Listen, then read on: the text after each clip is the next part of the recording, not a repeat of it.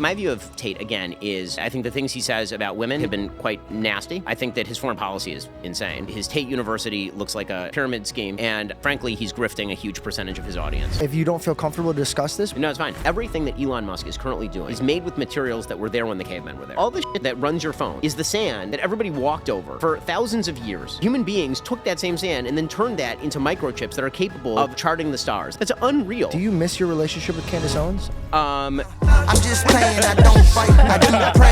I only go the way of Mr. Yahweh. It's not often I sit down with somebody and they say something that makes me think. Well, this was great. I love you guys. Will you give me something to think about? My own damn way. I had a lot of fun on this interview.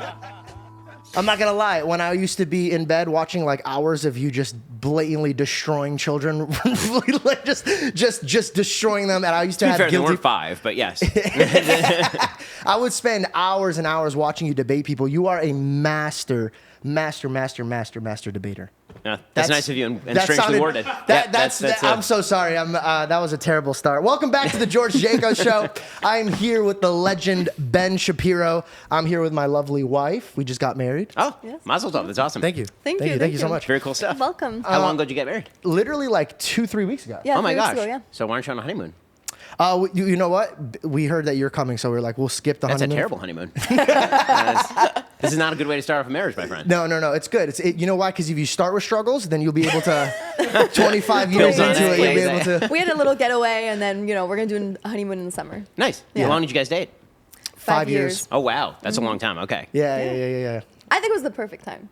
See? That's good. So you did it right. Yeah, Okay, thank you. Whatever she thinks is correct. You're good to go. Well, dude, thank you so much for being here. I'm so excited for this conversation because when I'm looking at stuff online, I never really get to dive too deep with your family. And I know that to you, being a father is like one of the most important things to your heart. The most important thing. Yeah. Husband, father, those are the most important things by far, not close. That's really, really dear to your heart. And I love that. And I kind of wanted to just start the episode getting to know you, like how you were as a kid. I know you grew up around here. But Sure. Yeah. So I grew up actually, maybe 10 minutes down the road from here. Yeah. In Valley Village. So when I was first growing up until I was 11, we grew up in Burbank. 1,100 square foot house. I had 3 younger sisters. We all shared a room.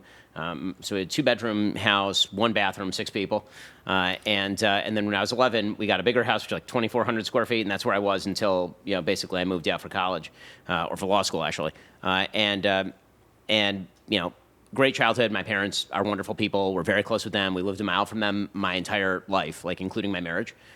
They're a great support network. We have 4 kids, my wife and I. Amen. It's been, I like to say that my life is boring for good reasons. I think that if you make good decisions, your life is predictably boring, and that's a very, very good thing. Yeah. So my story is very uninteresting on paper because it's not like there are tons of obstacles to overcome other than just kind of the normal obstacles of life, trying to get a job or not having enough money at certain times.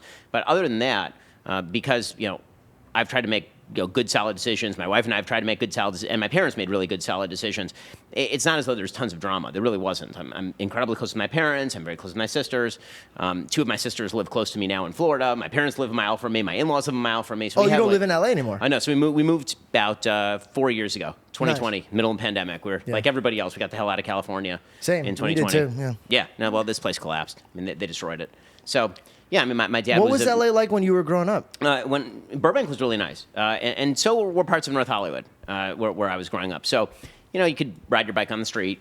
It was pretty family friendly, and then the crime started to get pretty bad. By the time we moved out, the homeless problem here is really bad. And again, that's not about just people not being able to find a housing situation. A lot of those people are drug addicts or mentally ill, and they really shouldn't be on the street for their own safety or for the safety of others. The street crime problem became really bad. It became a situation where I couldn't take my kids for a walk, really. And so that was a big kind of decider in terms of when we left. But yeah, I mean, growing up here was great. I really enjoyed it. It was sad to watch the town decline. My parents had moved here originally from Chicago. They were born in Chicago. They met in Chicago. Same. Oh, really? Okay. You south side or north side? South side. Okay, I'm just so you're kidding. No. I'm so sorry. Where am I from? Sox or North side, Cubs? north Sox or side. Cubs? Sox or Cubs? I like both. Oh, that's not a Chicago answer. Yeah, No, I don't know. that's I not moved out real. when I was That's not 4, real. man. I moved out when I was 4. I have no idea what's Okay, going on. no worries. All right. When did you move out? So I never lived there, but I picked up all my dad's allegiances. Oh. So Sox. So fan. I'm more of a Chicago man than you are. That's probably true. Yeah, but I won my first debate. there you go. Ah, Done. there you go. Thank you so much. Congratulations. Thank you. How did you and your wife meet? So my sister fixed us up. So I came back from law school. I'd gone to Harvard. I came back. I got a job at a law firm like everybody else. And my sister was at UCLA at the time. My wife was also at UCLA. So she was a junior in college, and she was majoring in neuropsychology. And my sister met her at sort of a Jewish Sabbath event. And she came home, my sister, and she said, I met this really beautiful girl. You're really going to like her. So that sounds great. She's like, she's dating someone else. I'm like, well, there's not much I can do about that. Why don't we wait and we'll come back around. So a few months later, I was like, whatever happened to that girl? And, she showed me a picture of her. My wife's a very pretty lady. So my sister said, why not email her? So she emailed my wife. And she This she is said, so romantic so far. yeah. She emailed my wife and she said, I've got this brother. You might know of him because I'd already been writing syndicated column. I had books out by this point. Nice flex. And so she, so my wife was totally not into the politics, totally didn't want to do it. And her mom was like, you should give it a shot. So she emailed me back, sure, let's get together. So I immediately called her, and she ignored my calls for like a week and a half. And then finally she called me back, and we started dating September 5th, 2007, and we got married July 8th, 2008. So we moved really fast. I proposed to her 3.5 months after we met. So you just knew in your heart. Yeah, I mean, it was That was a also fire-ass email, bro. Yeah, That's crazy. Was anybody CC'd? I want to Yeah. see proof, dog. This is crazy. We do have the email somewhere, yeah. But one of the things that I've always said to people is that one of the reasons we can move fast is because in the Orthodox community, you tend to date for marriage. You're dating for values. You're not dating because you want to have fun, all that's part of it. But the real thing that you're dating for is this somebody you're going to want to build a life with? And that means dating around certain values. So our first date was talking about like really important things, like how many kids do you want to have? What do you want our marriage to look like? What level of religiosity do you want to have in terms of the home? Do you want to send your kids to Jewish day school, or public school? Really drill down at the very beginning. And that meant that once we had the same values, there are a few things, once you have them, you're pretty much good to go. I mean, meaning like, obviously you have to be attracted to the other person, but once you share values and you're attracted to the other person, there are a few other check marks, but that's pretty much like the big ones. Yeah, be careful who you mix your yolk with. Yeah, exactly. Yeah, that's very important. I think people lost sight of that. I think people want the fun and exciting, and then they will deal with what's important later. But that's actually what made our foundation really strong. Is I told her, I was like, hey, we can't have a split decision in our home how we're going to raise our children. Exactly. So why don't we just discuss that right now? That's the number one thing. It's the number one thing. Is there any tips that you would give a married new couple? Oh yeah, they're a bunch. So here's Quick. Get ready. I'm just going to unload on you. But here's a really good one. This one took me a while to figure out, so there's advice to you. My wife would come to me with a problem. And my first inclination as a dude is, okay, let me fix the problem. That's what we're here for, right? We open jars and we fix problems. That's our thing. And and then she'd get mad at me for fixing the problem, right? She'd propose a problem, and then she'd get upset because that's not what she wanted. She didn't want me to give a solution. She wanted me to hear her, right? So I actually, she's again, a very giving person. So I said to her, sweetheart, I need you to tell me at the outset of the conversation, is this a solving problems conversation or is this an empathy conversation? And she would actually be honest. She'd be like, no, I just want you to hear me right now. Okay, great. Now I can be in that mode. Great communication skills, by the way. Yeah, exactly. So that's one thing that again, we're very honest with one another, and we're very open with one another about things that are going well, things that aren't going well, and so we can fix that sort of stuff. If you can do that, you'll have an amazing and long-lasting marriage. We're very good at that. That's great. I mean, because it's when you let things build up and build up and build up that things start to explode. You get resentment, and I've learned just from experiences with friends or relationships. Sometimes we paint out an image that's not true.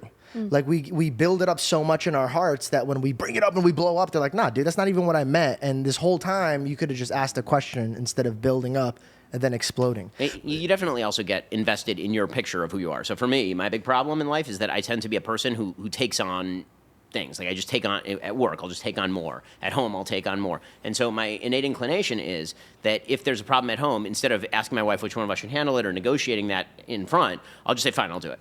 And then you start to get resentful because okay, I'm doing this much stuff and I'm really busy and I'm getting angry. And it's like, that's not her fault. That's my fault for not having communicated with her in the first place what I need and what would be good for both of us to cooperate in and divvying up the tasks. Whereas my kind of own self-perception is very much into okay, well, there's a problem, mine, I got it. And again, honesty is a better policy than that, as it turns out. Hey there, you're probably wondering, yo, George, where can I get that sweet shirt? Easy, go to theheartofdavid.co and let's make America fear God again. That's great that you're able to reflect on yourself and, know that about yourself and be honest about it, and so you can get to the problem. And how do you feel like you got to that conclusion? Like, what was it? How did you... I mean, there would be times where, like, for 5 months, everything would be fine, and I'd, kind of gradually just I find myself getting more and more irritable, just really, really irritable. And then eventually I just kind of go off. And I'd be like, why are you going off? Like, because there's no indicator, right? You can't really see a building. It just kind of goes off. And I'd be like, well, there's just too much on me. And she'd be like, well, if there's too much on you, then why don't you just tell me that? And we'll fix the problem instead of you just building that up in your mind and not wanting to offend me, not wanting to, like, because I'll take it on in the belief that, she is, that I'm doing something for her, which she's like, you're not doing anything for me. Like, I'll handle more things. I would rather that you not feel irritated and have that sort of volcanic buildup. And I think that that's not an uncommon thing for guys. I think guys tend to do that. We tend to go silent. We tend to just ingest all of the stress and use it as fuel. And that's not a great solution. You have to negotiate that better. You were mentioning that when you were growing up, you have a very boring life because you guys made great decisions. And in your home, there wasn't any obstacles you had to overcome. So where did you grow the skill sets of debating and standing up for what you believe in and literally running to the obstacles, even though you didn't have any? Yeah, so I mean, when I say there are no obstacles, I mean no self-created obstacles is what I would say. So there are obviously obstacles that you experience in life. So when I was growing up, for example, my mom was the breadwinner. She was out making money. My dad was the one who was at home. That obviously causes certain stresses at home, not between my parents, but just because my dad wanted to make more money, and he wasn't making a lot. He was a musician, not a famous way to make make a lot of money in Los Angeles. Yeah, well, I've done well. But yeah, showed your dad what's up, huh? No, we'll get to that later. My dad and I are super tight. My dad's a wonderful person, but when you go into music in LA, that is a lottery ticket, and the chances that you're going to be the one guy who makes a lot of money as opposed to you're going to be the guy who doesn't, bad odds. And so that teaches you lessons. Like, okay, when I'm making an educational plan, I should have a fallback position. And so when I was younger, I was a pretty virtuosic violinist. I didn't go that direction. And I didn't go that direction. You could play the violin? Yeah. So I didn't go that direction specifically because it was like, okay, well, I don't see a trajectory here. Okay, maybe I'm the one guy who makes it, or maybe I'm the one of 10,000 people who is, good enough to be good, but not good enough to be the best. Yeah. And so maybe I should go to law school. Right? Making plans. That's a crazy jump, by the way, dude. I mean, that's a crazy jump. Did you, when you found out you're going to go to law school, was it very sad music on the violins? I mean, honestly, the big jump away from music happened when I was in college. So I started college when I was 16 at UCLA. And I had, at the time, thought that I was going to double major in music and genetic science, actually. And I walked on campus, and I saw an editorial in the school newspaper that was comparing Ariel Sharon, then the Prime Minister of Israel, to Adolf Eichmann, the Nazi. And I walked into the editorial office, and I said, I'd like to write a counter to this because that's ridiculous. And that turned into like a regular column. And by the time I was 20, I had a published book. I had a syndicated column when I was 17. So like things just take radically different paths. But yeah, again, I think so. This path chose you. You didn't really choose it. Yeah, I mean, I think that looking for opportunity and then taking advantage of the opportunities that come in front of you, you have to be aggressive about the opportunities that present themselves. But as far as adversity, I mean, they're just things that happen in life, and you either choose to let them break you, or you choose to use it as sort of as a jet fuel for what you want to do. So for me, the biggest obstacles for me were always school bullying, for example. I started college at 16, which means that I was 2 years younger than everybody else in high school. And I didn't hit my growth spurt until probably junior or senior year in high school. So I was like 5'2" and 100 pounds soaking wet for most of high school. And that's not exactly a great way to be popular. It's particularly not a great way to be popular when you're very, very smart. So like stereotypical bullying victim. And so there are two ways you can deal with that. One is to kind of turtle, and one is to be like, okay, fuck you. and so I really cultivated a sort of chip on the shoulder. Have you ever got punched in the face? No. I was hit with a belt. I was not punched in the face. By your dad? No. God forbid. No, same. No. Very different upbringing. Yeah. No, my parents are. As I say, my parents are wonderful. So who hit you with the belt? At school when I was in high school. Somebody hit you with a belt. Oh yeah, it was a bad story. It was at a sleepover. They used to have what was called a Shabbaton. It was a Jewish school in high school. They had like a Shabbaton. They put me in so I bounced around a lot educationally when I was a kid. So in the Jewish community, very often you start your kid off at a Jewish school, and then they stay in Jewish schools all the way through high school. Yeah. My family became Orthodox when I was 11. So when I first went to Jewish school, I was already entering a class where all the cliques had been formed.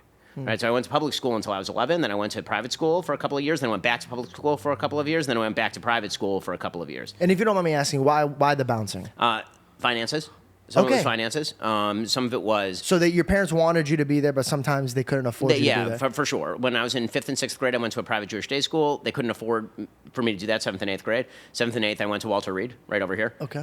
And I went to the magnet school. May I over ask there. you which one do you prefer when it comes to educational learning? So I think that they offered different things. The magnet school was phenomenal intellectually, but values-wise, not so much. And I'm a big believer in the idea that smart kids tend to continue to be smart as long as you don't really screw things up.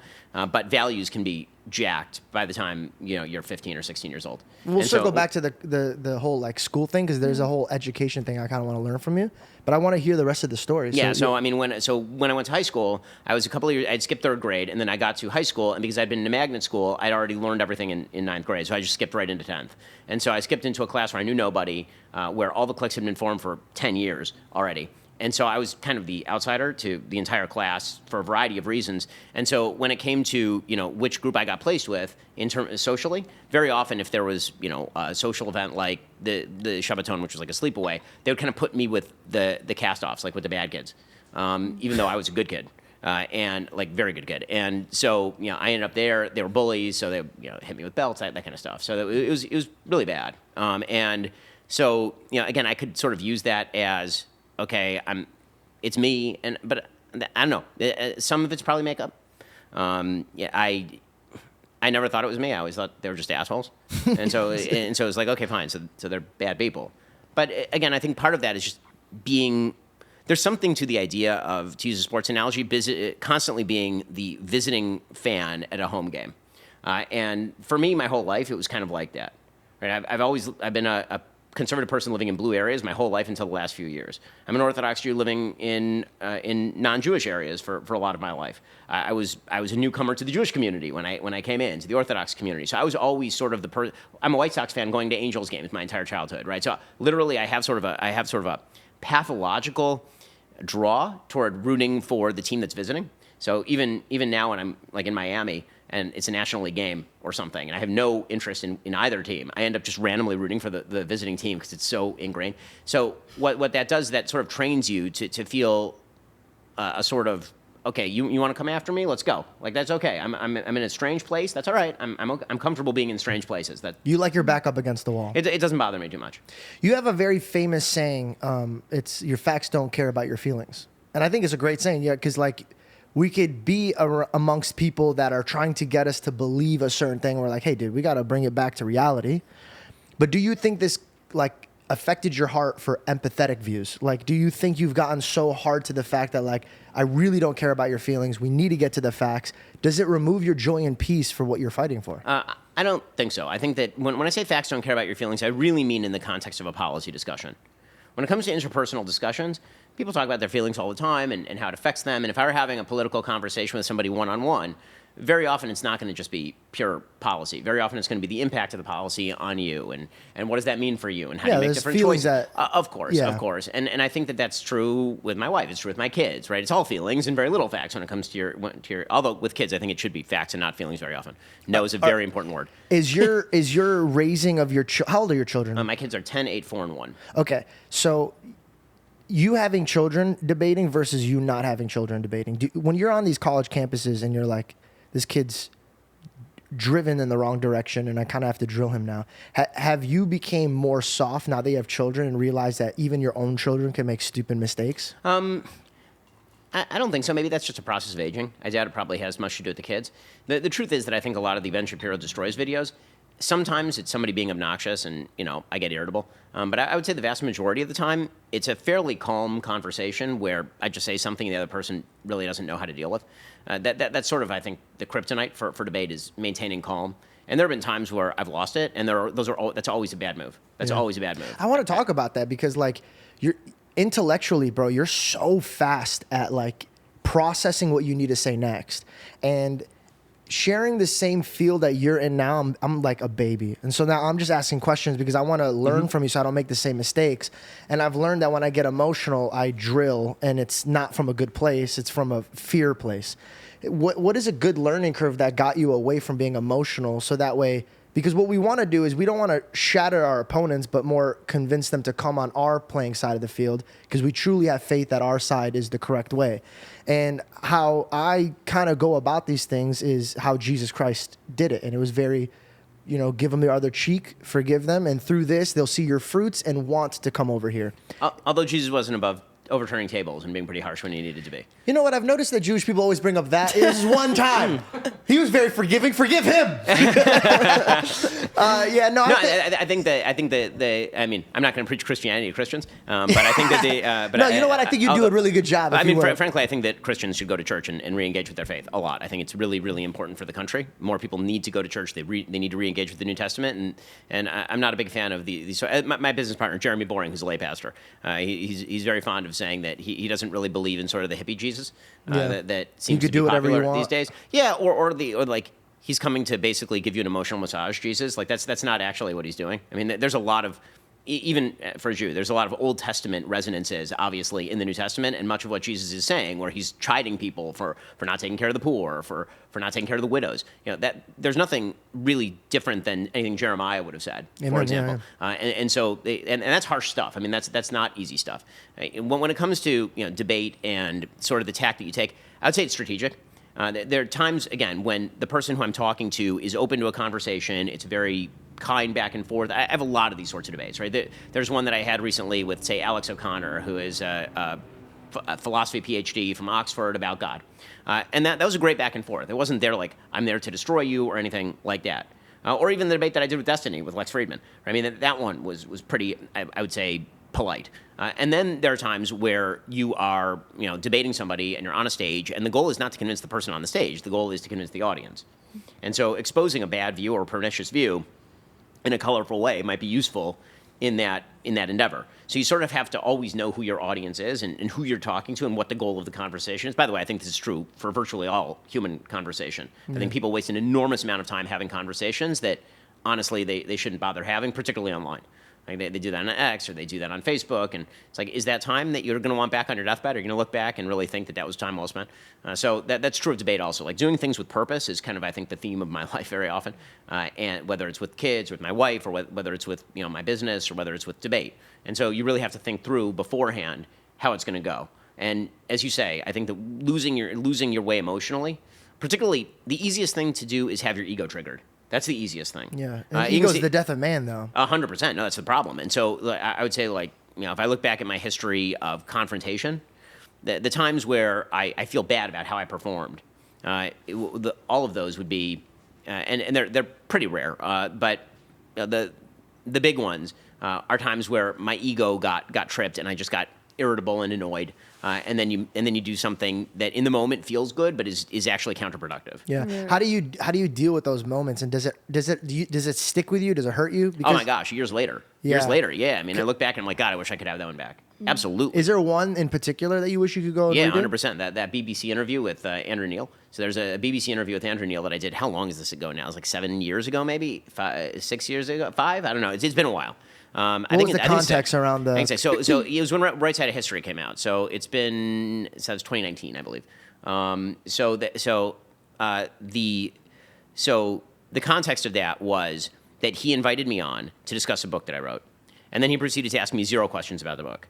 For 20 minutes, he just sat and badgered me about tweets that I'd written 10 years before. Oh, so it was a trap. Yes, and I felt trapped, and I felt annoyed because I'd been trapped. And I kind of dealt with it for a while, and then eventually I was like, you know what, this is a waste of my time, and I took off the mic and I walked off. And that was a mistake. I shouldn't have. I should have just absorbed it. I should have just taken the hit and moved on with my life. I learned that walking away is the worst thing you could do. Particularly on the internet. Very, very bad. Yep. Especially because they don't know the context or where you're coming from. And also I made a move. There are a couple moves that I made in that interview where, again, I had no idea who he was. He was in Britain. I don't really care about British media. I'm American. Double down years later. No, I mean, America. So why do I care about British media? I mean, it happens, obviously you're bound to, get stressed out, and people, because debating, I feel like sometimes when people don't get their way, they like to get personal, certainly, and they want to attack you personally. And then you go personally back, and then that's a bad move. So what happened is that I made some sort of snide remark about how he was coming after me because I was famous and he wanted clicks, and it turns out that he's pretty well known over there, so that looked bad. I remember that. Yeah, exactly. So that was again, you get especially from their audience because they're like, "Who the fuck are you?" Like, exactly, right. exactly. That's So that so was funny. so that those kinds of mistakes are easy to make, and so you learn lessons from that. Like, for example, don't walk into unvetted interviews. Like, know exactly who you're talking to before you start talking to them, and if you don't know, then don't assume. Don't make assumptions about who the person is or what their political point of view is or anything like that. But the biggest one is just like, take a breath. Just take a breath. And so there are a lot of situations where before I go into what I think is a fraught situation, I'll say to myself, like, just take some deep breaths. An hour from now, it's going to be over one way or another. So you can either have handled yourself in a way that you're proud of, or you can handle yourself in a way that you're not proud of, and then you'll regret that for years to come. So you may as well. It's very stressful though, because not only are you representing what you're standing for, but like people are using you as a bridge. So if you misrepresent who they are, even your own people don't want to associate themselves. So then you're spit out of the mouth, you're no party. What's up, guys? This video is sponsored by Life Cycle. Wait, hold on before you skip, because you're like, oh, it's just an ad. It's not an ad, it's an add-on to your life. And let me tell you why. I travel with these little guys. You can get the Life Cycle, kit. I might be saying it wrong, but I'll do an overlay over here, show you what it looks like. These things have changed my life. I'm not exaggerating in any way. I want to actually stick to this one right here, the shiitake. Let me tell you why I know that this is actually real and it's not no placebo effect. I didn't know that shiitake, because I'm doing the whole cycle together because it's all good for you, right? That's what my girlfriend told me to do, so I'm just doing it all of them. The shiitake one is for your hair, skin, and nails. I didn't know that this does hair, okay? Like a dummy butt, I'm just taking the whole thing knowing it's good for me. But one day I'm looking at my hair and I'm like, whoa, bro, like my beard is getting way more full and shiny. Even my hairdresser is like, your hair's looking really healthy. And I go, what have I been doing? What have I been eating something different? And I go, oh my God, it's the Life Cycle thing. So I looked it up and other people said the same thing. So if you want to be part of us, beautiful, healthy people, get Life Cycle now. It's in the description. Stop playing games with us. One of the things that I say frequently to my wife and to people I'm close to is that what we talk for a living. And talking for a living means people think that most of the effort goes into the talking. And what I say very frequently is I would say 80% of the stress in my life comes from not saying things, right? You want to say something and you're like, you know what? That's not smart. Yeah. You know what? That's a dumb thing to do. You know what? It feels good in the moment, but don't do it, right? Self-control is extremely, extremely stressful and extremely energy intensive. So you're saying to be a great speaker, you have to know when to not speak. Yes. Good, valid point. I'm going to take that in. I'm learning to be a good speaker that people could take seriously. I have to be slow to speak and quick to listen. I just did my first college experience with Charlie Kirk. And it was an amazing experience because I'm watching people express how they feel, and I love that. Even if I don't agree with you, I love the fact that we could still express what you feel. And there was a moment I wanted to share with you where the people that are amongst Charlie are obviously with our mindset of where we want the country to go. And it could be overwhelming for that one child that's trying to speak his point of view. And I saw he was shaking. And he was saying some wild things that I couldn't even believe. But before I asked him any questions, I said, can I ask you one question? Are you at peace? Do you have joy? And he, while shaking, said, actually, I don't. And that made me realize, I'm like, okay, well, this is the time as Christians, or honestly, even a Jewish man would believe, you go and you take your hand out and you help this man. That's great. rise. Good for you. That's awesome. Everybody started booing him and yelling at him after another thing. And I got up and I rebuked the whole crowd. And I said, that I've done too. Yeah. I go, you guys only have wisdom because God gave you the wisdom. So you smack down the man who doesn't. That doesn't even make sense. I'm entering the political version of who I am by telling people, don't lean on me for advice. I'm learning. And what I want to do is before I go and tell, the left side or whoever is the other side is, I'm trying to learn what my home is representing. And there's a lot of things that they're representing that they claim, but their practices are not really where our heart should be. What do you think my first step should be? Fixing our home and our positioning and our neighbors, or going and standing up for what I believe in, even though the people that are next to me are not behaving in the way that they should be? Yeah, that's a really, really difficult question. I mean, I think that the obvious answer is you have to do both simultaneously, but it's very difficult. I mean, on the one hand, you're part of politics is always coalitional. You're always on a side with many people who you agree with on 80% of issues and really disagree with on 20% of issues. And so you're never going to achieve ideological or attitudinal purity on your own side. It's just not possible. because it's many people. And so trying to purify is it's an ongoing process. It doesn't mean that you don't have the obligation to go out and preach your version of the truth from your attitude to the other side. And I love how generous you're being with people. I mean, I think that's wonderful. And I think also that brings followers as well. I mean, I think that the politics right now is incredibly oppositional. It makes for rock'em sock'em robots, and that's really fun to watch, obviously. Yeah. But the stuff that tends to generate long-term listenership is not just the rock'em sock'em robot kind of stuff. That sometimes gets people in the door, and then you actually have to give them some substance, and you have to actually have longer conversations. I mean, I think that when it comes to my own brand, one of the things that we've really tried to do is talk with people outside our box. I mean, we talk to people across the aisle frequently. I have friends, obviously, who are not on the same page politically as I am. I try not to attribute bad motivations to the people who I'm arguing with. I try to say you're making a bad argument, but I'm not sure that it's coming from a bad place. And typically, I mean, I get flack from my own side for saying this, but I tend to attribute most things to stupidity or ignorance rather than to malice. When the easiest thing in politics, the easiest game to play, and it's a game I really hate, is this game of the reason they're doing this or saying this is because they maliciously hate you. I don't like that game because it actually is impossible to come together with somebody who maliciously hates you. I just don't even agree with that. I don't agree with it either. I think it's a Who cynical has play. that mindset? I think there are a bunch of people on the right who have that mindset, who are constantly, if ever they say, they're out to get you. They're out to get you. Okay, so there are cases where there are people who are out to get you for a particular point of view. That's true, obviously. There are people who hate Christians, who really don't want Christians in the public square. That's 100% true. But And if you there are get to people the who hate root Jews. of it, but if you get to the root of that, right? No matter how much they disguise themselves with hatred or bigotry or racism, there is a disease in there that could be cured. And a lot of people don't agree. They think, oh no, they just need to be killed or like they need to be wiped off this earth.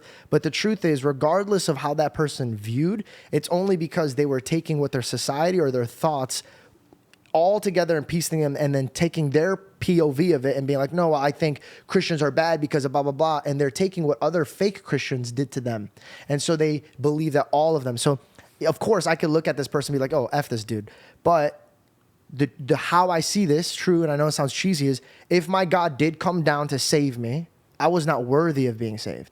Our people tried to kill him, but yet he still came and loved me. So when my enemy stands before me, I'm not looking at him, I'm looking at the demons that trail behind him with his past trauma or his information that he's holding. I mean, I think that's a very wise insight. And again, I think from an Old Testament context, that's the book of Jonah, right? The book of Jonah is all about the idea that Jonah has to go to Nineveh, where everyone's a sinner.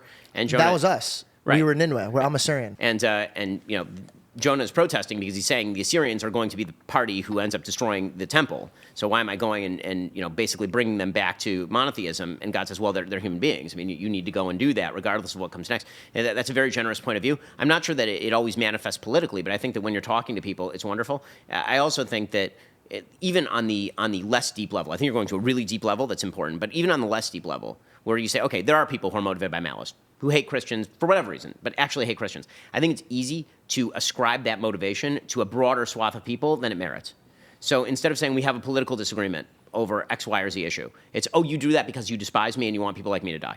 And I think that's the easiest thing in politics, because if you push on that button, then everyone who's on your side responds. Like it's an easy response mechanism, because everyone's threat, limbic system goes into play, and now you can manipulate people, because once they're in a place of fear, it's very easy to manipulate people. I think that you see that a lot on both the right and the left side of the aisle. I think you see it, for example, with Trump, where people are like, he's a fascist, he's like Hitler, he's going to kill people. Like, is he though? Is he really? Why are they doing that? I think that some of them are doing it because they really feel that, which I think is misguided. Some of them are doing that because I think they're being manipulative. And a great way to motivate people is to say that there's an existential threat to you. And so that's an approach called emotivism by the philosopher Alasdair MacIntyre, trying to attribute motive to the person rather than arguing with their argument. And that's something I really, really try not to do in debate. So if I'm in debate, I never will say to you, you're doing this because what you believe is X. I'll say, okay, just make sure your argument is this. Here's where I see flaws in that argument. I see flaws here, here, and here. Because if we do that, we can have a conversation. If I'm arguing about your deep-rooted motivation is that you want something terrible to happen to me and my family, that's not an argument now. Now we're at war.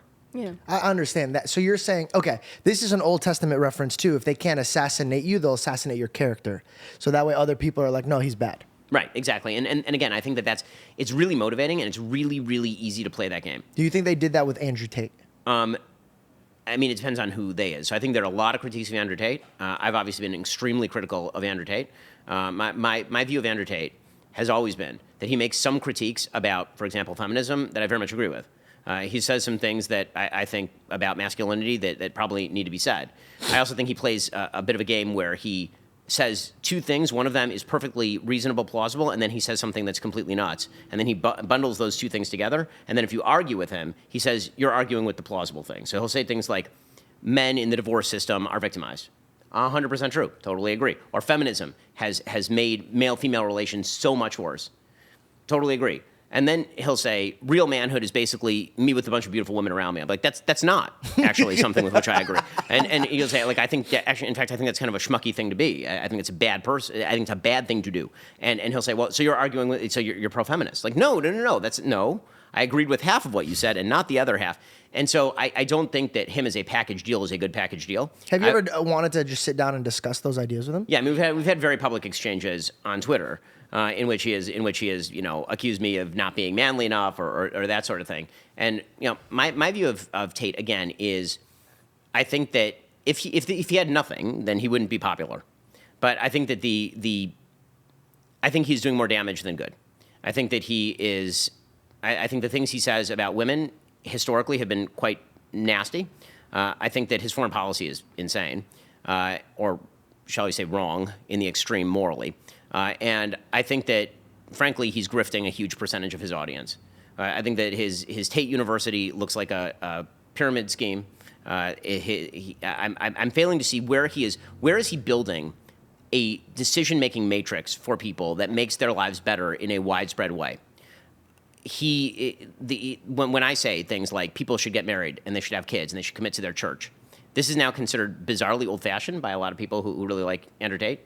And to me, there is no other model. That is the only model. And if you are preaching a model whereby masculinity is hitting things, walking around shirtless, smoking a cigar, buying Lamborghinis that nobody needs or really can afford if you're living a normal, reasonable life, and having multiple beautiful women who may or may not be hired to be there around you, that is a bad model for young men. That is not what men should be aspiring to. What men should be aspiring to is marrying a good woman, having children with that good woman, building a family with that good woman, being part of a community with that good woman and your children, and building the institutions of society that actually make society flourish and function. And I understand that he is reacting to a thing. I think that the thing he's reacting to is bad. I don't think that his reaction to the thing is correct or decent or good. From my perspective of having a conversation with him, I feel like he's a very, very powerful man that's driven in his thoughts, but he's actually very humble enough to take criticism or a different approach of thinking. So I think that if you guys would put down your swords, you guys could probably get away with like having a great conversation where both of you guys take something away from each other. I think what happens is both, like we were talking about, the ego blows, right? You're sitting back being like, I'm not going to sit here and watch you tell men that they have to have 100 girls around them. But he's also looking at the West really feminizing men to a point where he's like, all right, I'm going to push back even more than I should so I can make a point, if that makes any sense. No, I mean, so again, I think that I agree very often with the critique, and I really disagree with the prescription. I think he's doing it for a shock factor to get more people to hear at least the first message. Right, and I think that that's unnecessary, meaning that you don't need to do that, so why does he? Correct. Got it. And neither does Jordan Peterson, and neither do a wide variety of other people who I think are useful for young men. I think that there are a number of young men who are being driven into despair and apathy by the idea that, for example, women are oppositional and ought to be approached in that way, as opposed to let's find a prescription for how you can, like, how about this? I agree with his critique, by the way, that, for example, if you want to be attractive to women, you have to be more of a man, okay? But to me, being more of a man also includes things like religious commitment in the context of a church, and then you have to find a woman to have values with, and you shouldn't be impregnating 10 women at a time, which is something that he has said, right? Yeah. And it's to me, the least masculine thing, or one of the least masculine things you can do, is drop your seed everywhere and then not have relationships with your children in the way that I think a good man has relationships with his children. I think that's a bad model of masculinity. If he's doing that for shock value, he should say he's doing it for shock value, and then he should stop doing it for shock value, because people take him seriously, and he has a huge platform. And again, that doesn't mean that all of the critiques of him are right. In fact, I think a huge number of the critiques of him are wrong. If you go back and you look at my evolution on Tate, you'll see I did a video about him maybe 3 years ago in which I was much more laudatory of many of the things he was saying about feminism. And then as he became more and more of this caricature of himself, I became a lot less forgiving of the caricature. So, do I think that it is a positive thing for the world that his version of masculinity is hit things hard, walk around, without a shirt, with a cigar in your mouth, being, egoistic about your attraction to various models? Like, I'm sorry, that's not masculine, and it's not good masculinity. It does not make good men. It makes bad men. Now, would I rather that there be men than no men? Sure. Would I rather be good men than just men? Absolutely. Because all men have the same temptations. I mean, this is something that all religion teaches. We all have the same temptations, right? We all want money, we all want women, we all want the same things. But the whole point of religion and religious institutions and morality is to hem that into a context where it is useful, and so you're using it for the natural good. And so anything that sort of explodes those things and treats them as though they are hallmarks of a distant past that ought to be dispensed with, I think that that's teaching men precisely the wrong lesson. Right now, men don't need to have revenge on women. Right now, men need to find a good woman, and then they need to settle down with that good woman. And anything that forwards that is good, and anything that inhibits that is bad. I think it's a very fair opinion. I can see exactly where your viewpoint is, where it lies, and how you feel about him. So I think that was really fair. When talking about debates and, making an impact on the person that you're speaking with, is there a time that you can recall a debate or an interview where you feel like you walked away from it being like, wow, I really feel like they understood where I came from and I made a difference? I mean, I think that happens actually fairly frequently. Very often those conversations sort of happen offline as opposed to in the middle of the conversation. There's sort of the debates where you're talking to somebody who isn't famous. It's more frequent there, where somebody will say, oh, that's a good point, and move on. Once people are famous, then they sort of have a stake in being who they are. Because it's their audience. Exactly. Very, very difficult to say. They're selling themselves to, I know a lot of people are upset that I'm taking this route, but I can't short myself from learning and inviting these guests on and learning. So if my audience chooses to walk away because I want to learn, that's their decision. I can never force them to listen, but I'm not going to short myself by pleasing my audience. I think my audience is proud of me because I stood up for what I believe in, and I want to learn, and I don't want to stop. But I want to circle back to college, because you made it very clear that they are ruining critical thinking. They are getting in the way of people actually having thoughts for themselves, and they're building more of a victim mentality. But now we have the Andrew Tate University, we have the Jordan Peterson University. Do you see in the far future that we're going to be moving towards professors and people that we actually care to listen to and enroll our appliances to their degrees and what they want us to teach? And do you think the real universities are coming down because now we're starting to realize this is more of a profit machine? Well, I mean, I wouldn't speak on Jordan's behalf. I will distinguish between what Jordan's doing and what Andrew's doing. I think that Jordan's... It's the same thing. I'm just kidding. Jordan's university is an actual attempt, I think, to create a corpus of Imagine sort of he's classical... just shirtless with a cigar. Oh, my gosh. Yeah. That's funny. Yeah, no, eating steak. But bloody well. But for Jordan, I think that obviously he's attempting to create a classical corpus of knowledge that's more in line with sort of what universities used to be. Andrew seems more like a let me teach you how to do business kind of thing. Whether I think that that's useful or whether I think that his methodologies for doing business are a scam or not is between me and him probably, or between people who use it and him, since they're paying him. But as far as sort of the general overall question as to whether universities themselves are going to collapse because they are oversold and because they don't perform their function, and other places will take the fill that gap, yeah, I do think that that's going to happen. I think you're seeing it happen right now. It's not going to happen in math and science, and it shouldn't happen in math and science. Those are actual objective fields in which people need to know a body of knowledge in order to do things. So if you're going to medical school, I wouldn't say don't go to college, right? Like that's silly. Or you're going to be a mathematician. Okay, you kind of need to go to college. But if you're talking about, I need to go study political science so I can be a lawyer. I mean, I think that process is at an end. I think that you're going to see alternative ways for people to approach this sort of stuff. I mean, I went to the best schools. I went to UCLA. I went to Harvard Law. I've seen sort of the scam that is, what's valuable in there and what's not. And the universities have signally failed in their proper function, which is to both teach critical thinking and also to teach a certain set of values. I mean, all these universities were, in fact, founded as Christian universities, right? All the major universities in the West were originally founded as Christian universities, and it's right there in their mottos. Right? If you look at the motto for Yale, you're looking at a motto that is about biblical truth. If you're looking at the motto for Harvard, which is Veritas, you're talking about biblical truth, right? I mean, and so these were all abandoned in favor of sort of, we're going to churn out good workers, but we are going sort of a John Dewey approach to education. But instead of even doing that, then it became, okay, well, now these are just places where you go to live the college experience, and then you get really, really indebted, so you have to go to grad school or get a job in a particular field. I think that's all going to come crashing down. It's going to start with employers. So I say this all the time to employers, to business people. If you don't like what's going on in the universities, stop hiring based on where they got their degree. Like in our own company, we don't do that. We're not going to hire you because you went to Harvard as opposed to going to JUCO, like, well, or not going to college. Right? Both of my business partners didn't go to college. And Jeremy went to college, he didn't finish. Caleb didn't go to college at all. So I don't think that is a great proxy for good performance or intelligence even anymore. Really, what the colleges have become is a sorting mechanism. Right? You get a certain SAT score, you go to Harvard. You get a certain SAT score, you go to Vanderbilt. Right? That's it's like that's you how get it a works. stamp. Yeah, exactly. A lot of it's credentialism. It's created massive credentialing inflation because now you need a college degree in order to be a barista at Starbucks, which is ridiculous. You don't need a college degree to do that. So instead of basically, college has become the new high school, and grad school has become the new college, and it's prolonging childhood indefinitely. And what you're learning at a lot of these places when it comes to the liberal arts is moral relativism and trash and stupidity. So yes, I think there will be startup. University of Austin's a great example, right? Neil Ferguson and Joe Lonsdale, and there's a whole group of people over at University of Austin, Barry Weiss, doing a really good job. That's a startup university that is more, I'd say, middle of the road oriented and openly so. And they're going to be alternatives for sure. What is the foundation that you have in your home that you were raised with either your parents and maybe you're now trying to install in your children? What is like something there that you want to bring to America to make it feel like a home again? I feel like when I was younger, I felt like this was a home. I felt like regardless where you're from, you're my brother and sisters. We're here in America together. And I feel like that dream is slowly slipping away from us.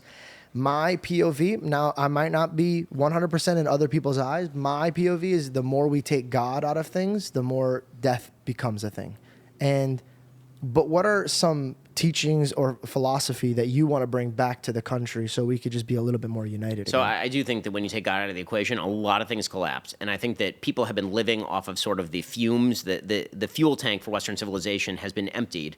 God was the fuel, they took it out, and the secular Enlightenment sort of removed that. And so we've been living off the fumes of that for a very, very long time, and the fumes are starting to run out. Do you feel like we're coming back to God? I think that there is a God-shaped hole in people's heart that has to be filled somehow, and either it's going to be filled with addictions and politics and tribal thinking, or it's going to be filled with God again.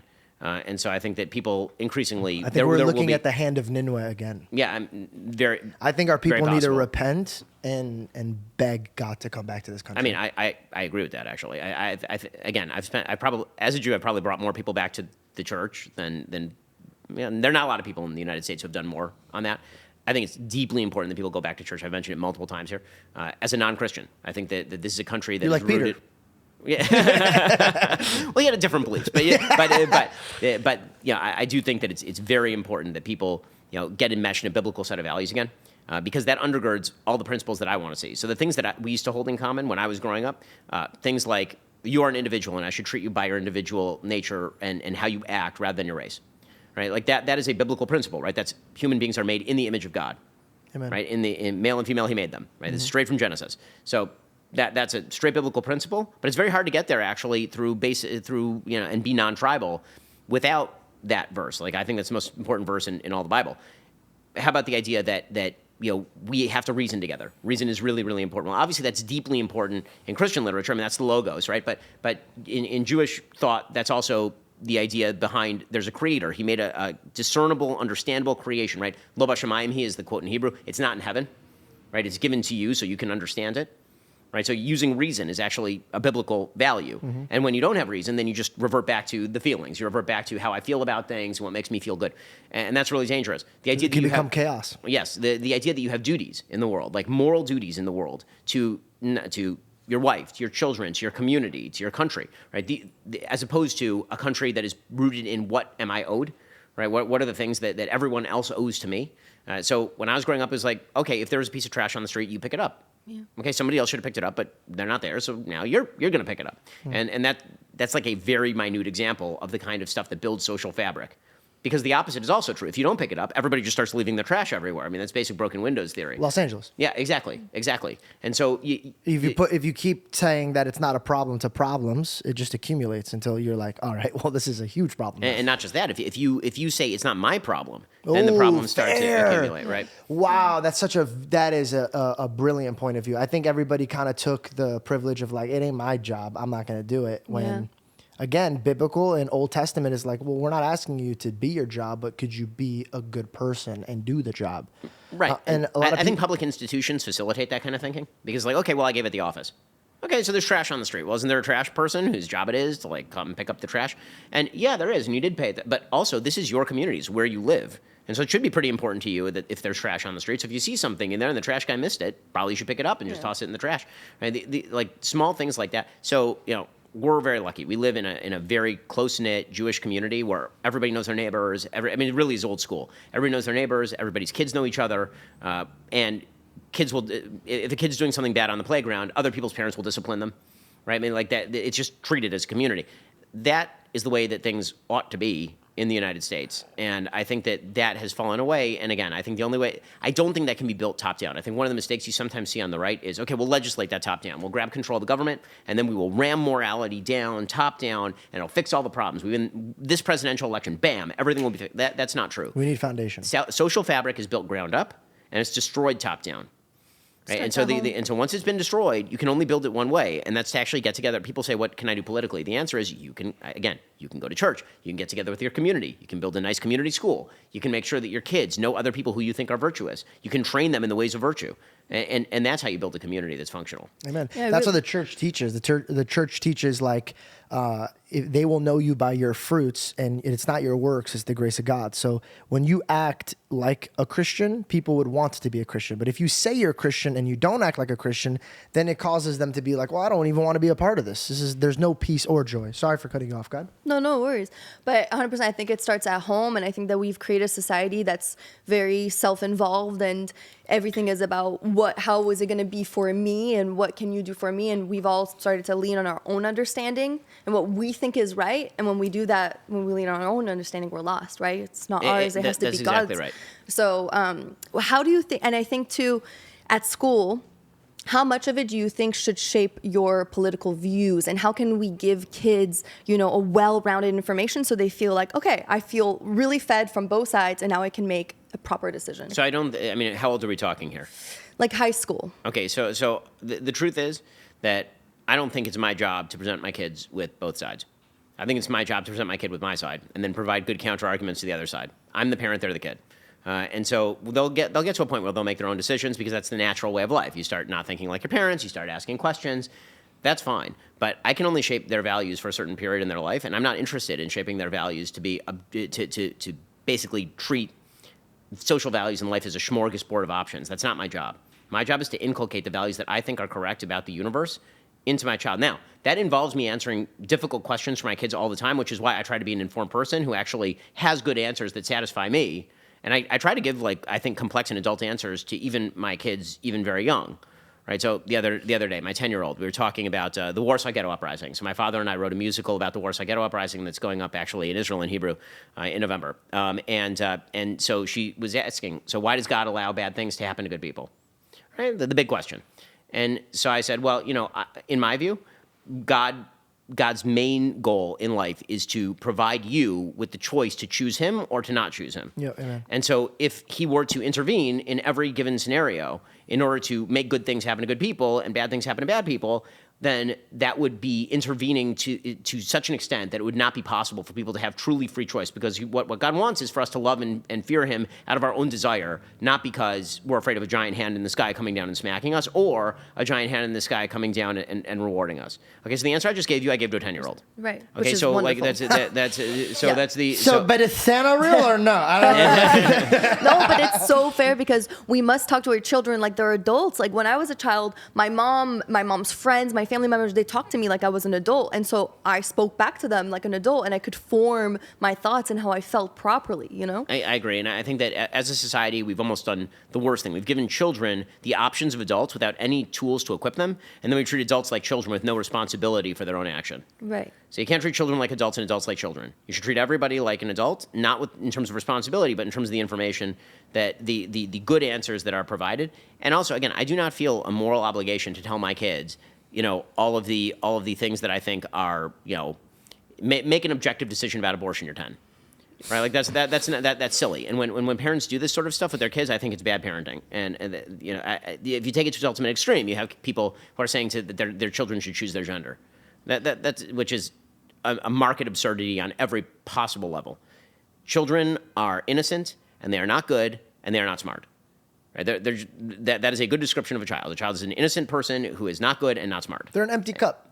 Yes, and they need to be made full of wisdom, and they need to be made full of values and decency. That we used to call it civilizing a child, right? Because they're like tiny animals. I mean, like they're completely self-interested, especially when they're babies. I mean, this is the nature of them. They have to be in order to survive, right? All my 1.5-year-old cares about is being fed and having his diaper changed and asking and wanting mommy or wanting daddy. And that's how all human beings are born. We're born grasping, right? And then the goal is, how do you create a good, solid, value-filled person out of this raw material?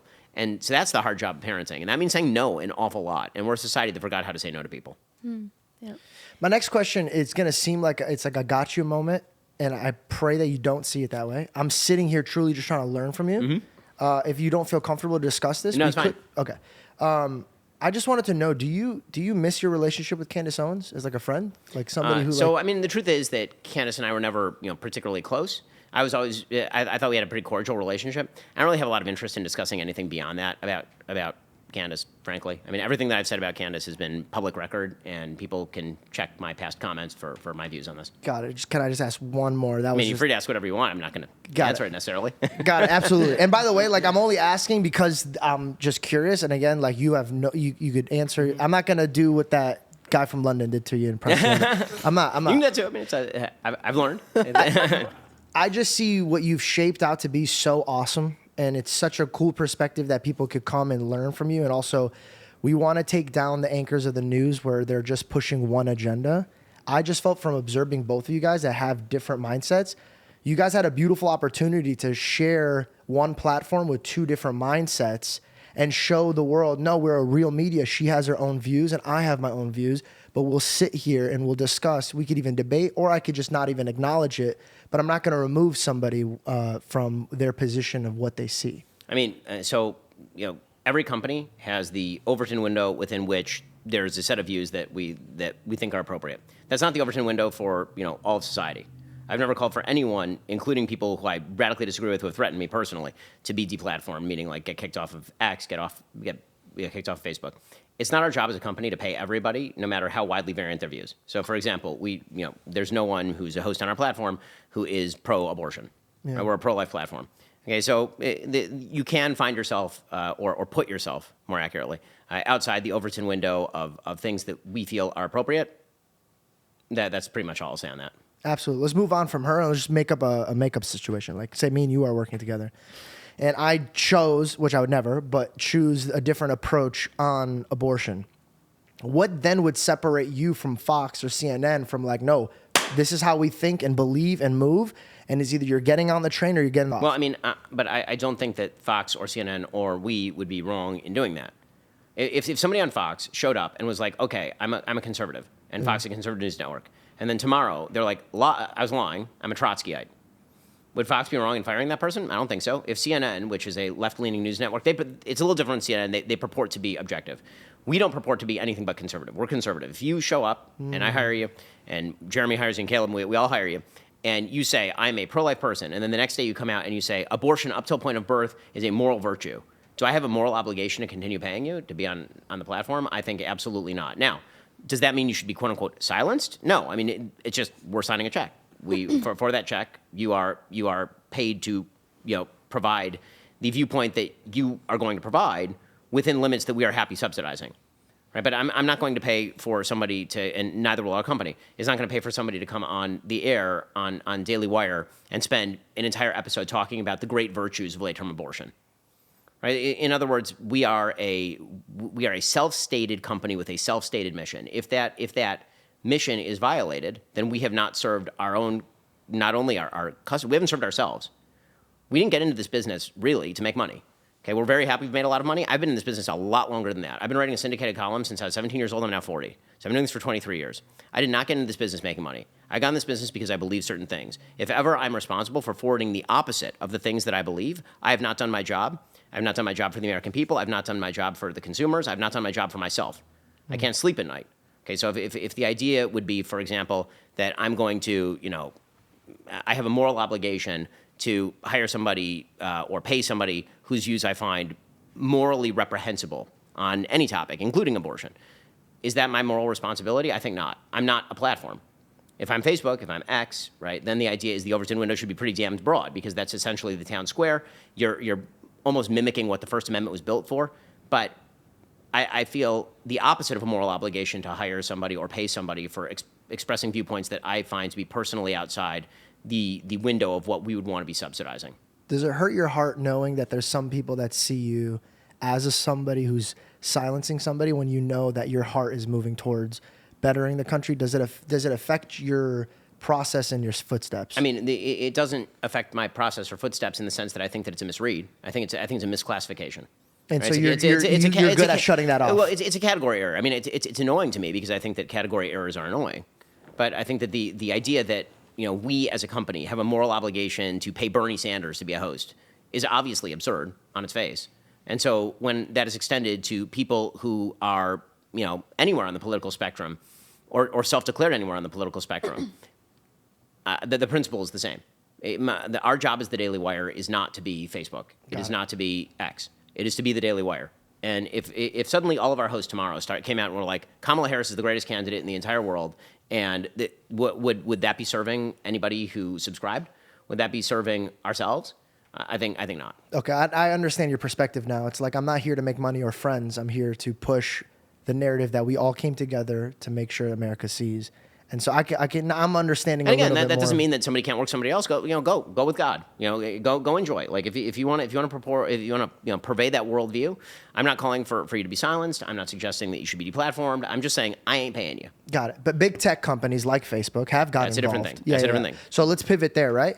And by the way, thank you for having that conversation. I know it could get a little uncomfortable for you because there's a lot of things you can't speak honestly, about. Again, in principle, it's really not difficult. It's just when personalities get involved, then people start to get very passionate about that for good reason, right? Okay, I just got nervous because Mike stood up, and I was like, all right. Yeah, no, it's fine. His bodyguards just got up, and I was like, all right, I'm done with that question. I'm just kidding. But let's move on to big tech because that has been shown that they do get involved because there is some government people getting involved. There's some money getting involved. Where do you see big tech companies and should it be, because the internet is brand new compared to the Constitution, right? But again, it's still a business and they have every right, like how you have every right. Yes. But where do we get involved to say, hey, if you're going to be openly talking about being a media where everybody has free speech, should there be laws where they can't censor like an Andrew Tate, even though you don't agree with them, right. but they don't have the right to do that? Where do you see that going? Right. So, I mean, I think that there is a pretty obvious move, thanks to Elon at X, to open up the Overton window on a lot of these platforms. So you're right. These are private companies. On the other hand, they're all protected by Section 230 of the Communications Decency Act. That particular law basically says that if you are a platform with a comment section, then you should not be cultivating for editorial content. Right? Once you're a platform, we're going to treat you as a platform, then you should not be essentially a publisher. You're not us. Right? Like YouTube is a place where people post their videos. They can have some rules, but it should be on sort of a value neutral basis. It shouldn't be done where they are cultivating the platform to the extent that it becomes a publisher. Right? In other words, if I were to be the person setting the presets on Facebook, and I was like, anything that does not approve of Donald Trump, delete. Okay, that should be treated the same as Daily Wire, right? I mean, that's it, just philosophically, because now I'm doing what Daily Wire does. I'm saying, here's the appropriate material, and I'm cultivating it, and everything else I'm throwing away. And I think that a lot of these places have been hiding behind the immunity of Section 230, which means that they're not culpable for the things they say. And they've been hiding behind that while manipulating the system. Now, if you want, one of the things that I actually How is that legal though? So, I mean, again, the way that it's certainly legal for them to decide what they want on the platform. The question is why they have immunity for doing that. So if we print something that is libelous or false on our website, we can be sued. If somebody says something libelous or false on YouTube, YouTube can't really be sued, right? Only the person who put up the video can be sued. And the idea is because it's an open source, right? They're not the one who put it up. Well, what if they start removing things? Once they start removing enough things, then shouldn't they kind of be responsible for what they leave up? Right? That's sort of the logic that's been I mean, put we forward. definitely deal with that. Yes. So this is a big problem for places like YouTube. The answer to that, theoretically, would be some form of neutral policy. And I think all of these platforms have been in search of what looks like a neutral policy and sort of failing because it's very difficult to come up with a neutral speech policy. I mean, other than things like child pornography or active incitement to violence, it's very difficult to come up with that sort of stuff. And then it's also difficult, I understand all the challenges of you want advertisers on your platform. Advertisers may not want to be associated with content that's more evocative or that's more conflagrationist. And so, we want to make it a safe advertising environment. Well, I mean, the truth is that really shouldn't be up to you. That should be up to the advertiser. The advertiser should say, I only want my stuff on this kind of video. And I think we are moving toward that model. I think the model that's eventually going to be embraced, at least in the United States, is going to be a broader Overton window on a lot of these platforms with more advertiser involvement in which they say, we want to be on this video, but not on this video. We want to be on this kind of video, but not on this kind of video. That seems to be the direction that Elon is moving, and I think that's a good direction. Speaking of Elon, if you're watching, please give me my account back. I've been locked out of X for about 2 months now. Forgot my password and my email. Elon, if you'd like to come on the show, I'd love to discuss thoughts with you. I'd love to learn from your perspective. Please reach out to us. Do you think that having Elon take over Twitter, make it X, is what made Mark Zuckerberg come out and admit, that they were censoring lawsuits? things? No, it wasn't even lawsuits. So I think that for Zuckerberg, it was in fact Musk doing that. Oh, I think suddenly Musk became, kind of like the avatar of free speech. And the truth is that if you look at the evolution of Zuckerberg, if you go back to 2019, Zuckerberg gave a speech at Georgetown University that sounds almost exactly like Elon today. He gave a speech at Georgetown where he talked about how Facebook was making it easier to do free speech and easier to have these conversations. It was very broad in his sort of perspective on what should be allowed and what should not be allowed. It was a very good speech, the 2019 Georgetown speech. And then he got hit so hard in 2020 by the COVID lockdowns and by the government and by everybody who's pressuring him that he locked up super tight. And when that happened, I think that, the blowback, I think, number one, he didn't expect it. And number two, I think he sort of realized that he overstepped. And so now I think he's trying to walk that back and hopefully open up. I mean, I'm hoping that he'll open up Facebook a little bit. He's made some indicators that he may do this. He looks different. Yes. I mean, well, he got he's a tan, he got his hair long, he's doing the mixed martial arts. He's also getting older. I mean, he's got a couple of kids who are older now, and I think that he's starting to think less in terms of how do I build a successful business. I mean, he's one of the richest people on earth, and more in terms of what kind of legacy do I want to leave on issues like free speech. So you think he's he's walking in the right direction? If I had to, yeah. I mean, again, you're sort of reading tea leaves, but yes, I think that he's moving away from walking in the right direction. I think that's probably right. The speed with which he walks is, I think, open to question, but I think that's What right. about X? How do you feel about X? Listen, I love that Elon bought it. I think that what Elon has done in opening up the spigots on free speech has been absolutely tremendous. Do they need a better way of handling blue check marks? Yes. Do they need a way to do they need a way to cleanse your timeline of sort of random junk? Absolutely.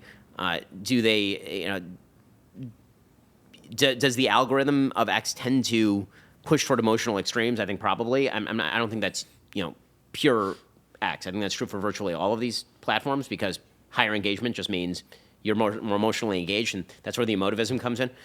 But what he's done in terms of opening up the Overton window, allowing for conversations, allowing for the coverage of news stories that never would have been allowed before is great. Community Notes is an amazing feature. It's amazing. Community Notes is a genius thing that he's put in place.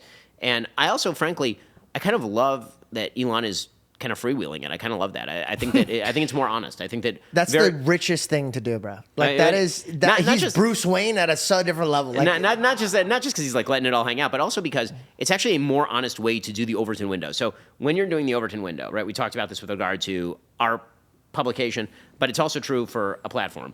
So very often what you'll get from a lot of these publishers or a lot of these platforms is we have a safety standard. It's very broadly worded, and then the algorithm handles it. It's that's bullshit. That's not true at all. It's not an algorithm. There's some 21-year-old intern who's decided they don't like a video, and they click that box, and now that video is banned or demonetized. And we all know that's happening. And Which so is you're, crazy, dude. and so you're hiding behind the algorithm. The algorithm is like your all-purpose excuse for what's actually probably happening in the sausage-making process. And Elon is just like making the sausage in plain sight. He's Yeah. like, okay, so somebody like That's the most gangster thing I've ever seen. yeah, I mean, he's bro. like, okay, so somebody's complaining that Alex Jones is not on the platform. Well, maybe I'll think about it. All right, fine, maybe Alex Jones should be on the platform, right? And then he'll be like, okay, well, yeah, I think Nick Fuentes is a schmuck. I don't like anything he's saying, but also I am pretty committed to free speech, so maybe Fuentes should be here, right? Like, and then sometimes he'll be like, yeah, that guy's too much of an asshole. He needs to go. Like, you know what? I respect that because at least you're owning the thing. At least Yeah. you're owning the thing. He's very honest. Well, again, in the same way, I'm not in the same category as Elon wealth-wise. One day I'll invent a space company, or a car company. But I mean, again, when you get back to what we were talking about via our public, like we're pretty honest. There's certain things that we think violate our standards. You're gone. If you don't like it, you know, that's your judgment. You're allowed to make that judgment. For him, he's doing the same thing, and I kind of like it. You're bringing the foundation that you brought to your home here. I'm not here to teach my kids what their opinions are. I'm teaching them my opinions. And so you're bringing that to the Daily Wire. And you also like the fact that Elon is doing that with X. Yeah, and I think that he's also being careful because he's not in quite the same position we are where it's like, I'm only doing my opinion. He's like, here is the very, very broad panoply of things I think are appropriate. And it's really broad now, like super broad, including things that I think most people find kind of egregious morally. But he's like, you know what? Could you name me one? Sure. I mean, like, I think that there's an awful lot of Nazi content on X. Like, actual, like, pro-Hitler content on X. Do I think that should be banned from X? Probably not. I think that, I think that that's... I think it's up to people to look at that and say that's trash. I don't want to be, you know, associating with that, or I don't like it. But Where do you think we should draw the line? I think where he's drawn it is pretty good. I mean, he said like child pornography, incitement to violence, like actual criminal activity. I think that's the direction that Elon has moved, and that's that's a ballsy standard because it means that he's running up against advertisers all the time. Yeah, right? but that's the coolest part about being Bruce Wayne. You don't need their money. Like him and Trump, their superpowers are, I don't need your money. Right, but I also Elon wants that to be a successful business, and so he's coming up with creative ways to monetize on the platform and come up with new solutions for advertisers. I mean, I admire the hell out of what he's doing. I mean, he came and he slashed 80% of the staff. I mean, it was like him and 5 guys, and somehow the staff, you know, the site continued to run on kind of, you know, spit and glue, and it was and now he's building back out some of the teams that he needs. It's an impressive thing. It's a very impressive thing what he's doing. You got to sit down with him and talk to him. Mm-hmm. How was that interview? Like, did you like it? Oh, that's fun. I mean, Were you as nervous as now? So much less. So much less. I mean, I was also on the other side, so it's easier to be the interviewer than the interviewee. Elon is such an interesting cat. He's really, really fascinating. You know, I think that Elon, the way he analyzes things, it's like an alien has arrived and is now trying to discern what exactly is going on. Yeah. And so he's always going to first principles, always, right? Whenever in every conversation, he's like, I want to break this down to like the very first principles. You know, he analyzes responses of human beings almost as like a scientist would, like breaking it down in a lab, and it's really fascinating. I think that the sort of, he's not personable, he's, you know, prickly. I'm sure that's true for some people. I've never had that personal experience with him, but, you know, I think it's a little overstated.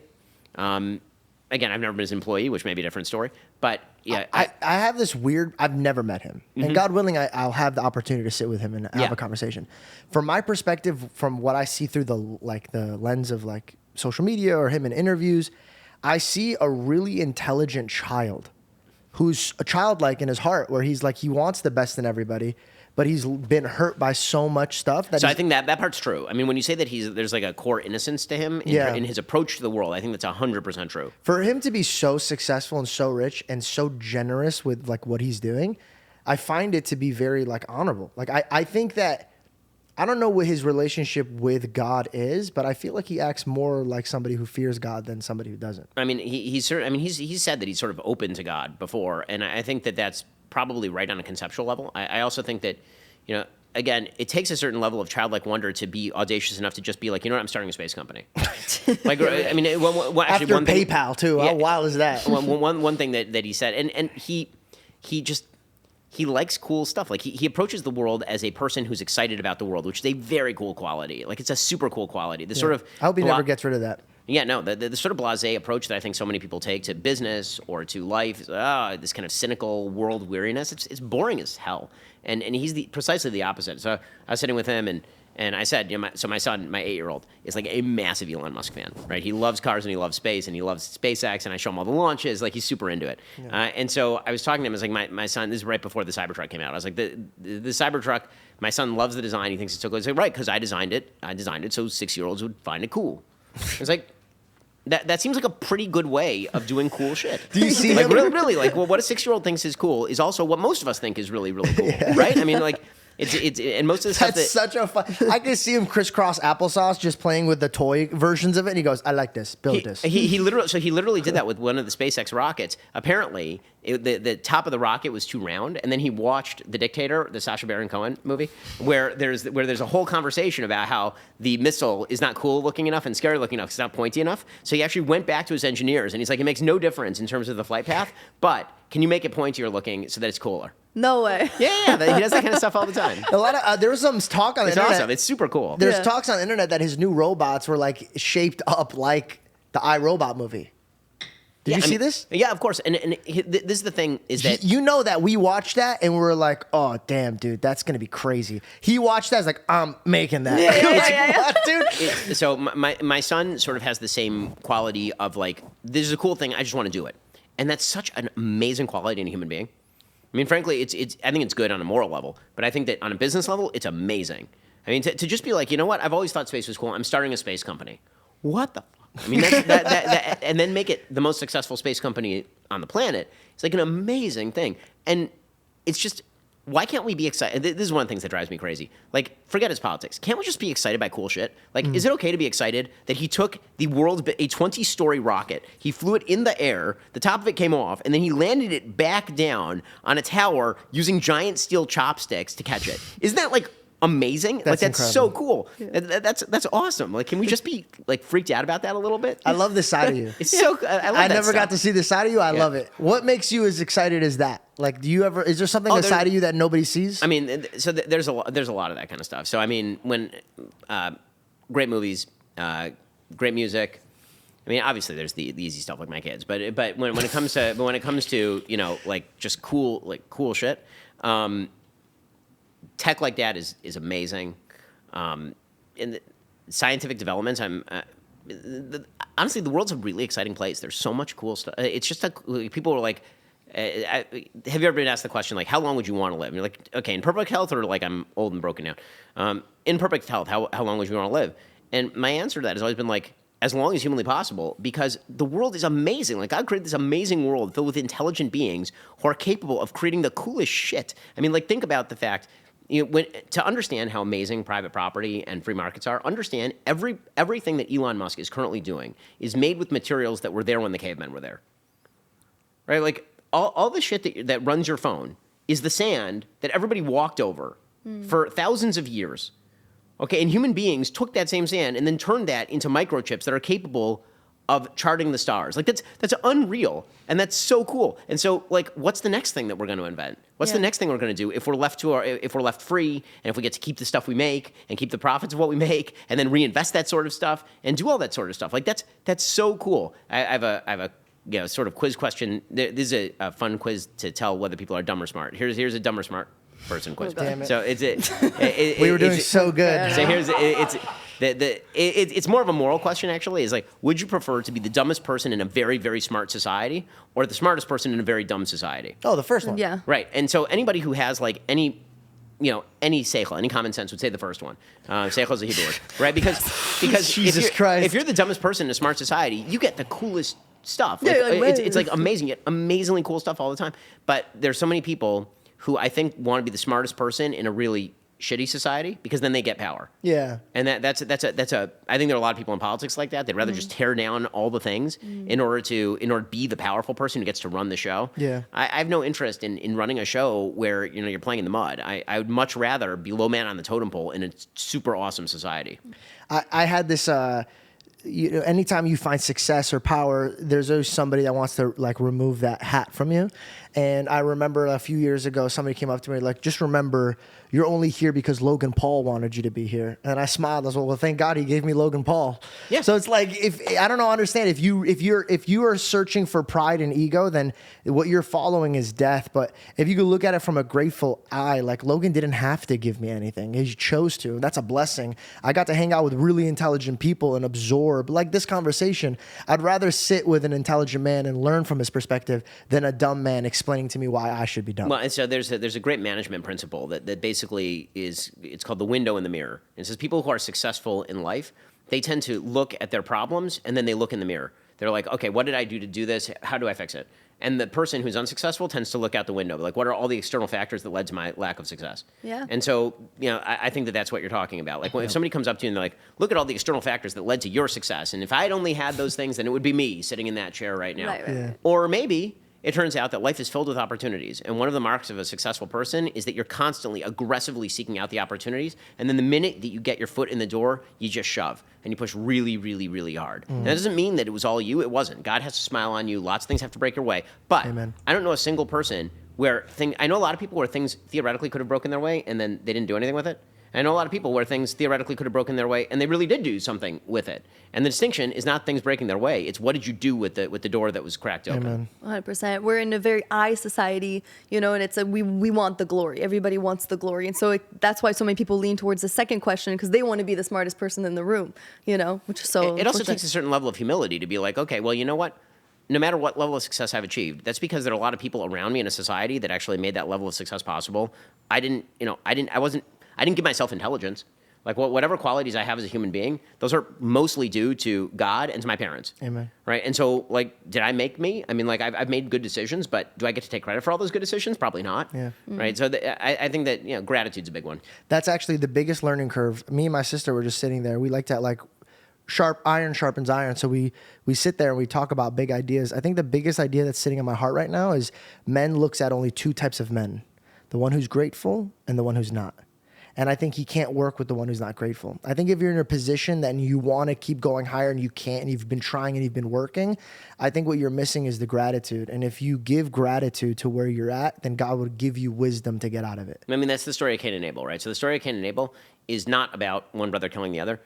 The story of Cain and Abel, which, again, I think that the two most important stories in the Bible, because, I only believe in the prequel, not the sequel, is... That's for our second episode. Yeah, we'll talk about that. But the two most important stories are Adam and Eve and then Cain and Abel. And Cain and Abel, that story starts with God...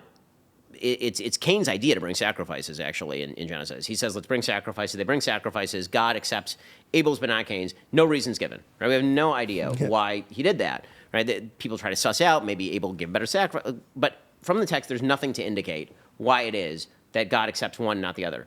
Then what God does, he goes to Cain. He says, why are you downcrest? Why are you looking? Why is your face fallen? Sin lies crouching at your door, but you can overcome it, right? Timshal is the word in Hebrew. You can overcome it. You're capable of overcoming it. So, what this sets up really like is a test. God is saying to Cain, you failed at a thing. Now your choice is to look inward and feel like, how do I fix this and make it better and learn from my brother and maybe do the better thing? Or you could do the wrong thing, which Cain then proceeds to do, right? And then he goes after Abel and kills him. And then God is forgiving to him, right? Because what actually happens, and this is the part of the Cain and Abel story that people miss, is that Cain is the first person in the Bible to actually do repentance. Right? No, Adam and Eve don't really do repentance. Adam and Eve are, they blame each other. Right? Adam and Eve, after the sin of the fruit, Adam blames Eve, Eve blames the snake, and that's what really pisses off God. The first separation, the home was divided. Right. So and also just the level of God is saying to them when he says in the Adam and Eve story, when God says, what did you do? God knows what they did, right? That's a prompt that you give to your kid. Amen. Right? Your kid stole the cookies, and now you're saying to them, what did you do? I know you stole the cookies. What I'm waiting for you to say is, I stole the cookies. I was wrong. I shouldn't have stolen the cookies. And they don't do that. Instead, they blame each other. And so God says, well, you can't be an Eden anymore, right? You've broken the vow. You've lied. You won't take the blame. And so essentially, if you're not blaming yourself, you're blaming me. And so if you blame me, you're gone, right? So by Cain and Abel, God then comes back to Cain and says, your brother's blood is crying out from the ground. And Cain says, my shame is too great to bear. So what does God do? God puts a sign on him. He says, no one can kill you from now on. Cain goes on to found cities. Right? So the basic idea at the very beginning of the Bible is take responsibility for your sins, and there's a pathway out. don't take responsibility for your sins, and you will be thrown out of Eden. And how much better does it feel when you're able to say, you know what, I was wrong. And you put your sword down, and then you're able to actually have a conversation with the person that you have a conflict with, versus being like, what did you do? Because then you're in two opposing sides, and then you can never come together to understand one another. It all hand in hand. The biblical references always come back. We're always wrestling with God, but the submission is what he's looking for. Man, this was such an amazing conversation, and I truly can't wait for the next one. Thank you so much. Thank you so much. It was a blast. Really Great to appreciate see you. Thank you. so much. Thank you so much.